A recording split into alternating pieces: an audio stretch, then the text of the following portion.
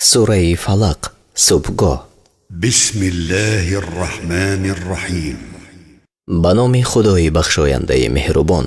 قل اعوذ برب الفلق من شر ما خلق ومن شر غاسق اذا وقب ومن شر النفاثات في العقد ومن شر حاسد اذا حسد. بگو با پروردگار صبحدم پناه میبرم از شر آنچه بیافریده است و از شر شب چون درآید و از شر جادوگرانی که در گره ها میدمند و از شر حسود چون حسد میورزد. نام این سوره از نخستین آیه آن گرفته شده است.